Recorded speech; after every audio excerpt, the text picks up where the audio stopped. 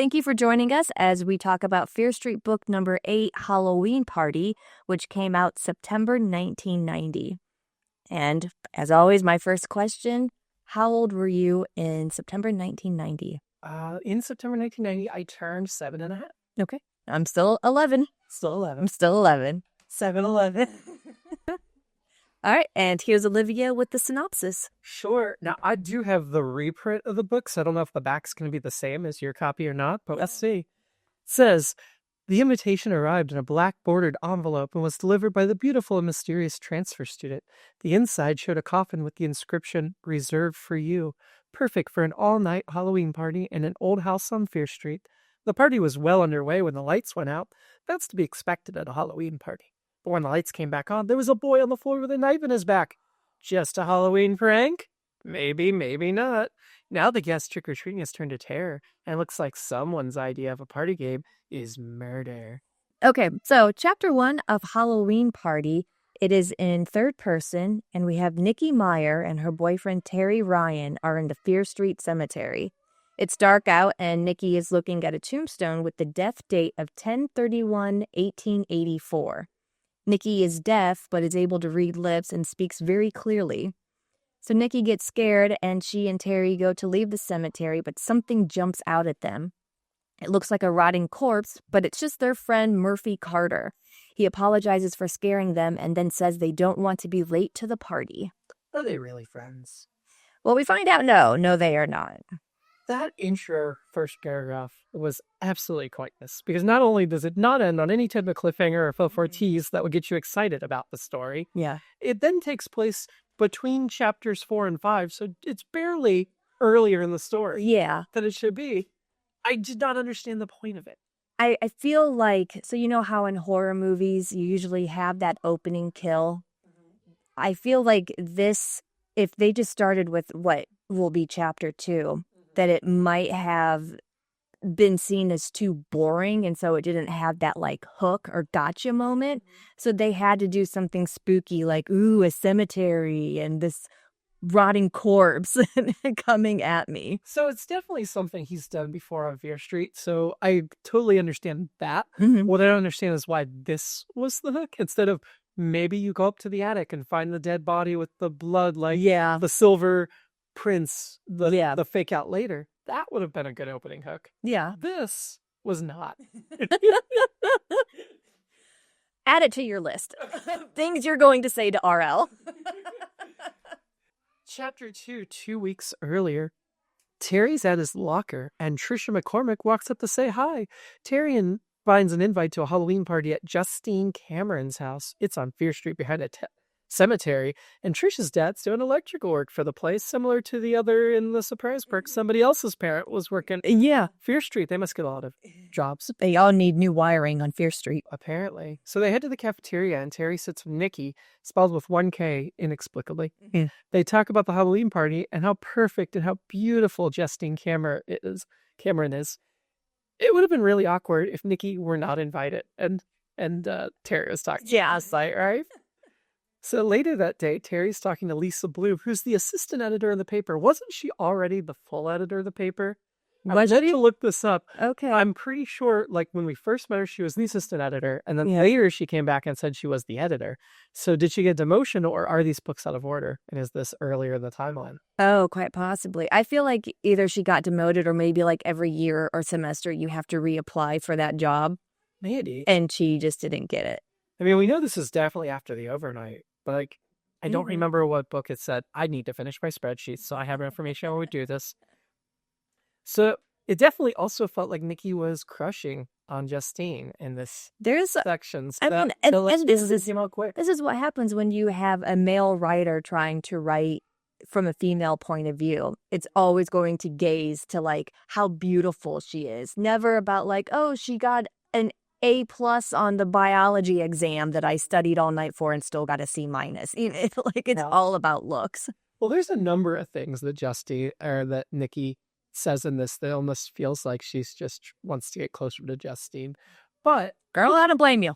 Interestingly, almost just as quickly, we find out Terry's definitely in love with Alex. So at least we get the homosexual male of this book as well, because it's true. This whole time, Terry's obsessed with Alex. Anyway, Terry is going to the party, and she's talking to, Terry is talking to Lisa Bloom, the assistant editor, and Ricky Shore, who is from the overnight club, and apparently, even though he's described as a nerd, is not smart at all because he suffocates his tadpoles in his spec. Yes. They only a select few are invited, even though it's the talk of the entire school somehow.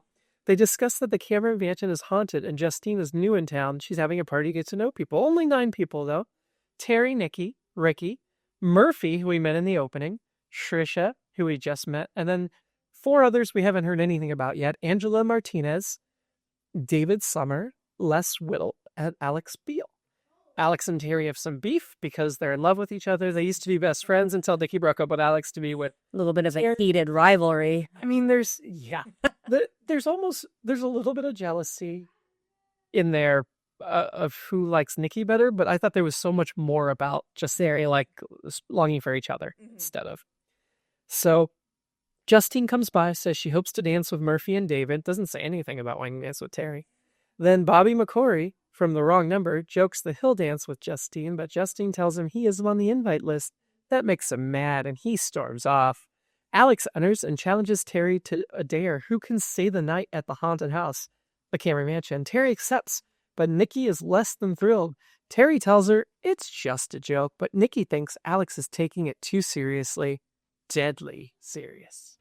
So in chapter 3, during the weeks leading up to the party, a series of pranks break out between what is known as the wimp team and the jock team. So we have the wimps versus the jocks. For the most part, they're harmless pranks until Alex leaves a cut-off chicken head in Terry's locker.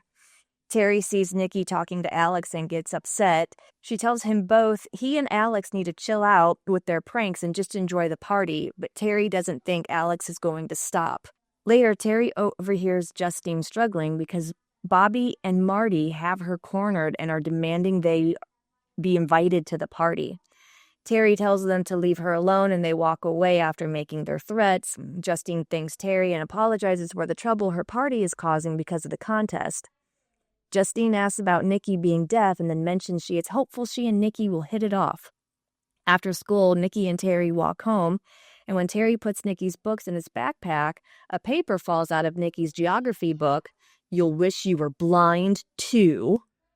We are told over and over again in this book that Terry's a whip, and yet almost nothing in the book indicates he actually is a whip. In this chapter in particular, like Terry steps up to defend Justine from Bobby and Marty. Right away. I get sometimes that somebody that's not so brave when the chips are down might step up, like he later, that would be a justification of his actions, but there's just no reason to think he's a wimp anywhere in this book. So chapter 4, Terry thinks it's Alex, but Nikki is sure it is at the left of the note. At Pete's Pizza, Terry and Nikki see Justine talking on the phone in a phone booth. Terry wants to invite Justine to join them, but Nikki says she read Justine's lips, and Justine says, they'll pay. Every one of them will pay.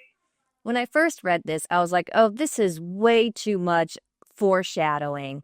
It has to be something like she bought something expensive or bought like too much food and she's going to like ask them to chip in or something. Nope, that's exactly what I was totally wrong. Yeah, for once, RL was like, this is the villain, and I'm not hiding it. Yeah. Chapter 5, it's Halloween night. Terry, Nikki, and Murphy are walking through the cemetery. We're now post the first chapter to get to Justine's party at the Cameron Mansion. Once there, Terry and Nikki are fascinated by the elaborate decor. They mention, Terry, though, says immediately that Justine looks just like the Bride of Frankenstein, and then the rest of the book, they talk about how she looks like a vampire. Yeah. So does he not know what the Bride of Frankenstein looks like? Probably not. Okay, just check it.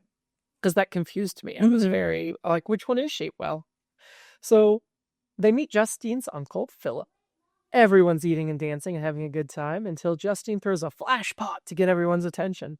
She tells everyone dancing used to be about keeping evil spirits away and challenges everyone to dance as fast as they can. Unfortunately, the mayor has outlawed dancing in this town. But as everyone is dancing, the lights suddenly shut off. Justine thinks it's just the fuse box, because every horror movie ever. But when they miraculously turn back on, a body with a knife in its back is seen in front of the fireplace. So in chapter 6, it's the person with the knife in his back in front of the fireplace is Les Whittle from the Wimp team. But it was just a prank. He's alive and scored a point for the Wimps because everybody was so freaked out. Sure. As the night progresses, Alex taunts Terry about being on the losing team. Then Nikki and Alex dance together. Not really happy about it, Terry starts to dance with Justine. She tells him Uncle Philip is in the attic getting the next surprise ready. Then everyone hears a roar outside. Ricky opens the front door and 2 motorcycles drive into the living room. All I could think about was Rocky Horror Picture Show and Meatloaf rides on the motorcycle. Like, that's the only time I think I've seen a motorcycle drive right through the middle of a party. I realize this is a mansion that they're in, but the whole time I'm like, how big is this foyer and, like, double doors? I did wonder how the motorcycles get up, but later in the book, they mentioned seeing a ramp that they set up, which then gets me thinking, so did they, like, sneak up real quietly, snuff the ramp, then back up and rev the motorcycle? Right. Entrance. And were they, like, driving down the highway with their 2x4s in their hand? Also, they're really drunk, so you drunk guys have the wherewithal to sneak quietly up. Wouldn't you hear them? Or maybe they found 2x4s since the mansion is being redone. So they probably found some outside. That could be. That could be. All right, I'll give him the benefit of the doubt on that one. So, it's Bobby and Marty, of course. They're drunk and they're here to crash the party. Uncle Philip, we have to say Uncle Philip instead of Uncle Phil, because otherwise... The whole time I've been thinking Uncle Phil, yeah. So, Uncle Philip tells them to leave, but Bobby shoves them to the ground. Then Marty and Bobby start trashing the place. Terry tells them to stop, and Bobby tackles Terry. He falls to the floor, and Nikki tells him to stay down, but he gets back up, as every boxer knows. Bobby and Marty ask Uncle Philip where the alcohol is. Uncle Phil says he doesn't have any, and yet soon enough they find a bottle of red wine. So I think he's lying. He's lying. But he should be lying at this point. Marty gets to rough up Uncle Philip, but Alex intervenes. Bobby and Marty then team up on Alex and kick him in the stomach. He falls to the ground and is down for the count next to Terry. David, Summers, and Terry then catch Bobby and Marty off guard and the four start fighting. David and Terry get the advantage, and David pushes Marty's motorcycle out of the living room. It crashes, and Marty runs after it. Bobby then hops on his bike and tells David and Terry they're dead meat, but they drive away, which is confusing. Also confusing, why the hell they don't call the cops right here? Oh, yeah. There's no First of all, what they're doing is beyond illegal. Like the breaking, entering, trashing things, beating people up, assault. Yeah. There's no scenario where I don't call the cops. Yeah. And that party's dead. There's no scenario where that party picks up. That scene was so disturbing and like scary when there's army people. Yeah. Yeah. And beating each other up and everything. But I mean, I think the party would still go on a little bit because of like all the adrenaline and like, oh man, did you see that when I punched him across the face, or whatever. I will agree with that, but then the whole party becomes about that. Yeah. It doesn't go that's after forgetting them. And also the bullies don't just walk away. Yeah. This was an unresolved plot thread, I thought, that never really came. It played another small part later, but they wouldn't just leave. Yeah. Yeah. I mean, they were getting their asses kicked, so they had to go back and regroup. Anyway. In Chapter 8, Terry and David tell Justine to call the police, but Justine refuses. It was just a party foul, and no one was really hurt. Besides, she has another surprise for everyone, a treasure hunt. Ricky and Angela start to dance, and when Angela accidentally bumps into the fireplace, she unlocks a hidden door. Justine tells Angela there are more trapdoors in the house. Justine passes out a list of treasure items hidden throughout the house. She tells them whomever finds the most will win a special prize. Angela finds the first one, hand bones of a mummy. Terry finds a preserved tarantula. David finds a taxidermic cobra. Murphy finds a bottle of blood. And searching the house alone, Nikki finds Justine's room. She thinks it's odd her room is bare bones, not a lot of clothes in the closet or a desk for Justine's school books. Nikki finds a hidden door in the closet, which leads to another closet that has tons of new designer clothes from Paris and other places around the world. She also finds a picture of Justine embraced with an older man in his 40s. Nikki goes into Justine's bathroom and sees a prescription bottle for Enid Cameron, who is presumably Uncle Philip's wife. But Nikki feels Justine may be leading a double life. She goes to find Terry to tell him what she found, and Terry has now found a polished monkey head, or a polished monkey skull, just like the one in Missing, a crystal ball, and an ivory pendant in the shape of a dagger. When Terry reaches the attic, he sees Alex hanging by his neck and blood dripping onto the floor. So did you take the old picture of Justine with a man in his 40s to be like a sign that they were definitely like trying to make you think she might actually be a vampire? Mm-hmm. That's what it was about. Oh, okay. That's what I thought the hidden clothes that were for an older person were about. Right. I guess they were just for somebody in there that's 30, but they thought they were for an older person. And I wondered if I was like, I want to hear more about who the guy in the picture is. Is it Phil? Is it like, but apparently it wasn't, because they mentioned later she like left her boyfriend, but apparently she was like 28, but her boyfriend was her. It was in 40s, yeah. So still. Yeah, but I definitely thought part of the point of describing what was in this closet was just to make us think she was a vampire. Mm-hmm. I didn't get vampire vibes from it, but I can see how you would. Just because they kept saying she looked like a vampire. Oh, yeah. Elvira. David enters the attic and sees Alex's body too. They go downstairs, tell everyone what happened, and when they do, Justine says, "No cops." That is between this, yeah, I know. Terry leads everyone back to the attic, but Alex's body is gone, just two siblings making out. The majority of the party search for Alex, and they find his body in Justine's room, but it's actually just a dummy in Alex's costume. Alex enters the room laughing, tells them it was just a prank. While the wimps were looking for Alex, the jocks found the remaining treasure hunt items and won the game. Nikki's upset that Alex would play such a mean joke. Nikki and Terry go off together, and Nikki tells Terry about Justine's spitting closet and the prescription pills, but Terry doesn't take it seriously. Before they can talk more, Justine stands at the balcony in the foyer with the treasure of prize, golden chocolates from Paris, and as Alex accepts the prize, Justine falls from the balcony to the floor and dies. In chapter 10, not really, she landed on a couch, so she's okay. So she landed on the couch, I'm like, that's so a prank. That's so on purpose. Uncle Philip notices the banister has been sawed and blames someone at the party for trying to kill Justine. But Justine dismisses it as another party foul and goes to clean herself up so the party can continue. Terry and Nikki argue because Terry thinks Nikki is jealous that Alex is paying more attention to Justine than he is to her. Nikki vows to find out what Justine is up to and leaves Terry to himself. As he's watching The Bride of Frankenstein on the TV, the thunder strikes and the lights go out. So again, more projection where Terry accuses Nikki of being jealous, or he's the one that's jealous of the attention Justine is giving Alex. Yes. Okay. Yes. So we get to chapter 11.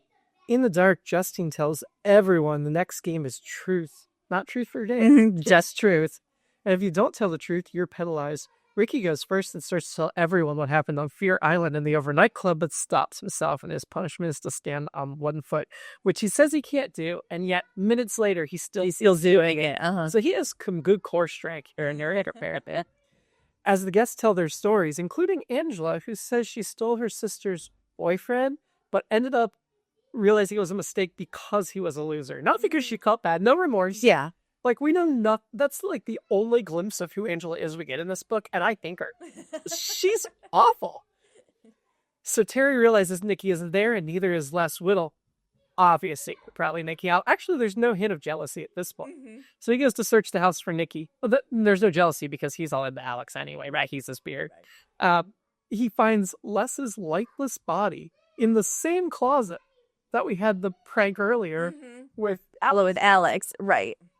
In chapter 12, Terry realizes Les is dead. He sees David come out of the bathroom and tells David that Les is dead, but David doesn't believe him, so they go to look. Les's body is gone, but there's a trail of blood leading to the window. David looks out the window, and both he and Terry see Les's limp body on the roof. Chapter 13. David and Terry bring Les's body back inside from the window. They decide to find Uncle Philip before calling the police. For some reason, because nobody wants to phone the police, but he's missing too. Then they see the phone line has been cut, so they couldn't call the police even if they wanted to. David thinks it's probably Marty or Bobby, who apparently are just stalking around outside and not coming back in. But Terry doesn't agree. Yeah, duh. As they search the house for Uncle Philip, they see a bloody jacket, the same jacket that Uncle Philip was wearing. And don't they mention it's like under the motorcycle tire in the yard? What? Oh, the jacket? Yeah, Is it? that's what it was in my copy. Okay. Which that never becomes relevant, that the motorcycle was involved in any way. Yeah. In chapter 14, Terry and David tell everyone what's going on, and Alex thinks it's a prank. They assure him it's not. With the phone line cut, they decide to walk down the street to the closest payphone, but it's raining too hard. Angela decides to go alone and sprains her ankle trying to leave. This is where we find out that the Marty and Bobby used the planks to get up. Terry realizes Nikki is still missing and fears it may be too late for her.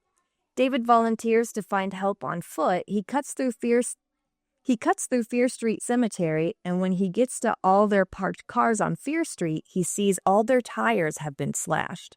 So David assumes it was Bobby and Marty slashing the tires, and it turns out he's right. They show up looking for a fight. They exchange a few words, and then David runs back into the Fear Street woods to get away, but Bobby and Marty follow. David trips over a tree root and hits his head, so he does it to himself. That don't actually get. These are like the two bumbling bullies in movies. Like at first, they start out really threatening, especially when they're in. Oh yeah. And now they turn into the bumbling two that are completely Well, because they're drunk. Like they're even drunker than they were before. It's true, and they are sharing a motorcycle in this scene, which is because the one is still out there. Crashed. That crashed. It has the uncle's jacket under it. So, almost unconscious. David passes out as Bobby and Marty drag him into the woods. Of course, we won't find out later that they don't do anything to him. Absolutely nothing. Absolutely not. They just put him in a shed. So in chapter 16, Terry and Alex set off to find Nikki, but Justine offers to go in Alex's place. Terry and Justine split up, and Terry finds Nikki in the basement. She doesn't know how she got there. Last she recalls, she was in Justine's room and found a shoebox of old mementos, including a newspaper article. So the article, local couple killed in fiery crash. Edmund D. Cameron, 26, and his wife Sissy, 20, were killed late last night when their car was hit head-on by a car driven by James B. Whittle, 16. The Cameron's car, a late model Ford, was headed south on Old Mill Road when it was hit by Whittle's car, a Chevrolet station wagon. According to witnesses at the scene, Whittle had been drag racing with another car, or a Corvette driven by John McCormick, 16. The Cameron car spun out of control and into a ditch where it burst into flames. "I didn't see anything till it was too late," Whittle said. "They just showed up in the fog. I feel terrible about it." Whittle's car sustained major damage while the Corvette was untouched. Neither Whittle nor McCormick nor any of their passengers was seriously injured. Those riding with Whittle included Evelyn Sales, 15, Joanne Trumbull, 15, Arlene Corrin, 16, and Robert Carter, 14. The passengers in the Corvette were Jim Ryan, 18, Nancy Arlen, 16, and Ed Martiner, 15, all of Shadyside. The Cameron couple are survived by a daughter, Enid, age 1. No charges were filed pending police investigation. So real quick. What really struck out to me, about this, is that far back, the rules of publishing minors' information may not have been as strict, especially in a local newspaper. So I could excuse putting the driver of the car and even the driver of the other car that he was drag racing. What I don't understand is why this newspaper ever would list all of the names, the ages of the passengers on both of those vehicles. If their car's wrecked, they might list the passengers, but they didn't. Yeah, you're right about that. It's absolutely no sense why there's this much information. Like later they said, well, I researched all this based on this article. I'm like, what research did you have to do? I mean, I guess you have to figure out who their kids are, but seriously, it's giving you almost everything you need. Yeah, well, I will say, when Friday the 13th movie came out in 1980, Siskel and Ebert, one of them, was so outraged at how horrible it was. He published Betty Palmer's address, who played Mrs. Voorhees, address in the newspaper and told people to go harass her, and they did. So the fact that, he could get away with publishing a woman's address, an actor's address, I'm not surprised that Shadyside is Name everybody. Still seems like too much information, but that makes it. Yeah, okay. Maybe I'm just looking at it through a modern lens and not understanding as much. So back in chapter 16, the next thing Nikki knew, she was hit on the head and was knocked out. Terry and Nikki figure out that Justine is really Enid, and Les's dad was responsible for killing her parents. Also, the other passengers are the parents of their friends, including Nikki's mom and Terry's dad. They realize Justine/Enid is actually 30 years old and has come back to Shadyside for revenge.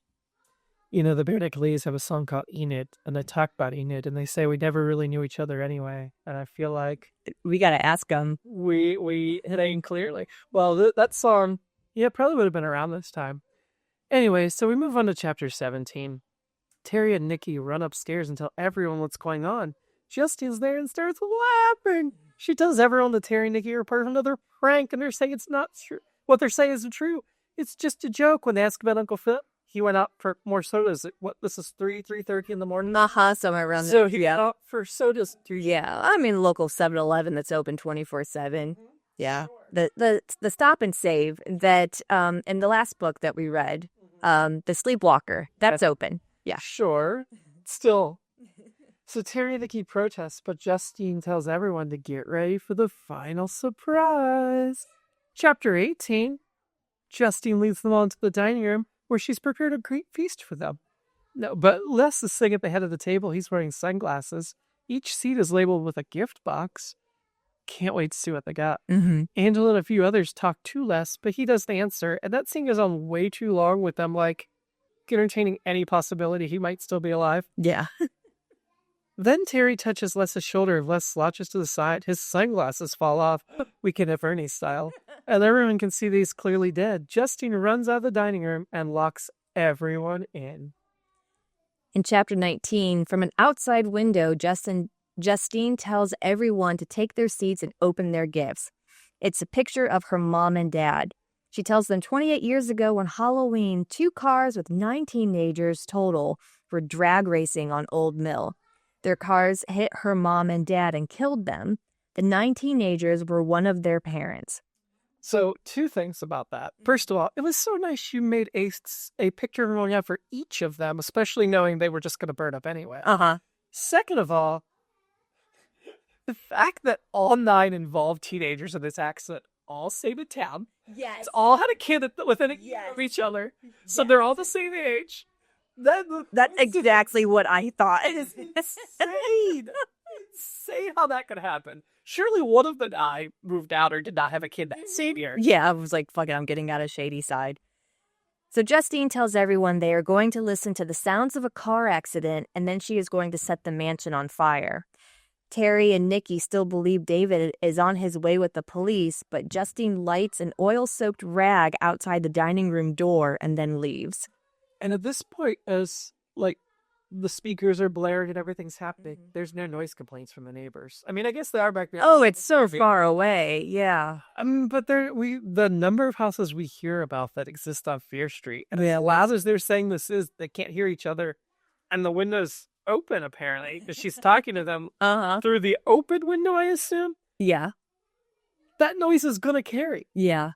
Especially at 4 a.m. when it's quiet. Yeah. So, chapter 20, while everyone in the room is panicking, Nikki, who, thank goodness she's deaf, so that ended up paying off that, her this is what it is her because she's not overwhelmed by the stupid noise. She realizes she's the only hope of getting out of the house, so she goes over to the dumbwaiter, which we learned about earlier, and motions for Terry and Alex to snap out of it. They eventually do, and then help lower her into the basement. There's that moment where the rope catches. And I thought maybe Justina got upstairs. It was preventing it. Yeah, there's something, girl. Nothing. So once Nikki gets to the basement, she sees the window is boarded up. She pries the boards away one by one, but feels a hand grab her ankle. Chapter 21, it's Uncle Philip. He's tied up in a chair, but Nikki manages to free him. He gets a crowbar and they escape the basement through a window. Once outside, they go to the dining room window and pry it open so everyone can get out of the house. Everyone is now in the front yard watching the mansion burn down, and David shows up. And again, no neighbors see the fire, smell the smoke. That part is true, yeah. Yeah.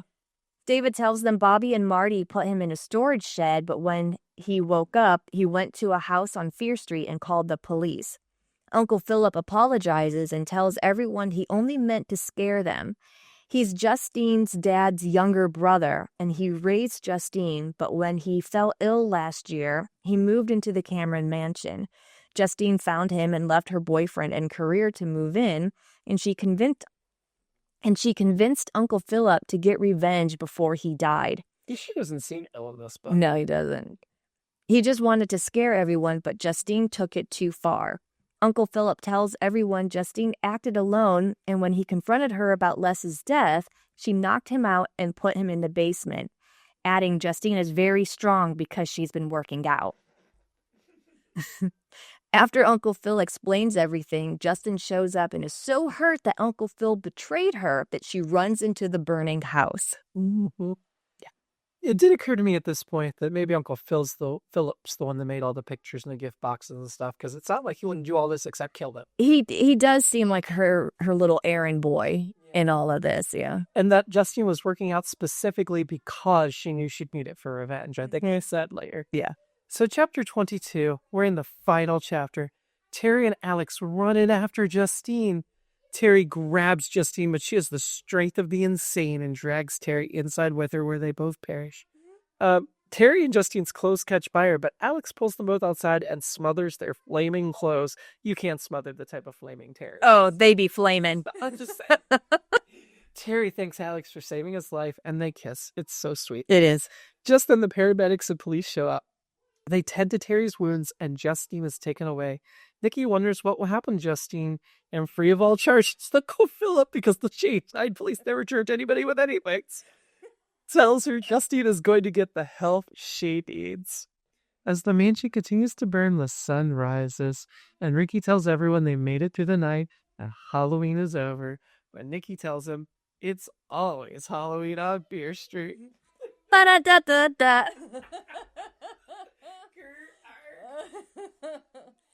And that is the Halloween party. It is. It is. So, I did not really care for this one. Okay. At all. I had a real hard time. This one in Surprise Party, I had a real hard time getting through it. You just don't like parties. Yeah, because I wasn't invited to any when I was in high school. But also, I mean, we know as actors and directors that a character needs to know why they are staying. Like, why am I staying in this conversation? Why am I staying in this house when I can leave? There are so many instances in this story and also in Surprise Party that why don't you just leave? Like, first of all, why did you go to this party, Nikki, when you saw her say that they're all going to pay? Like, why wouldn't you ask her about that beforehand? Why didn't you leave when the motorcycle gang came? Why didn't you leave when dead bodies started popping up? Like, I did not care for this one at all. I can tell. Very emotional right now. Absolutely. I mean, I'm sure I wouldn't have been one of the 9 people invited, except these kids weren't invited because they were cool. They were invited because of some giant, strange coincidence. Mm-hmm. The things I liked about this book, I liked the concept of the revenge party and picking off the people who, like, wronged her parents, even though it makes no sense they were all in this town. Yeah. I liked the concept of a party and having pranks surprises, even though that she said next surprise so many flippin' times. I liked the concept behind it. I liked the vampire misdirect. It was subtle. I wish there'd been more of it. Okay. Because several times in the book, I'm like, oh, they're hinting she's a vampire. Which apparently it wasn't as obvious to you, so maybe I'm nowhere there. And I thought Nikki was an interesting character overall. Like, she put up with Terry, but Terry wasn't as bad as some of the other protagonists we've seen, so it kind of makes sense. Like, they had a very reasonable, non-jealous infused relationship, probably because he wasn't really in love with her because he was in love with Alex. But it felt like a healthy relationship with communication. She was a character that didn't take crap from people, but also like had her own agency and had her own smarts and ended up being like the person that solved it. I wish she was the main character instead of Terry, quite honestly. Yeah. And also somebody that we would say had a disability, but did not let that disability No, or hold them back in any way. Like, so interesting character.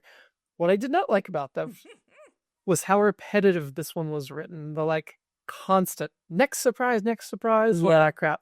The giant coincidence I would have never, whatever.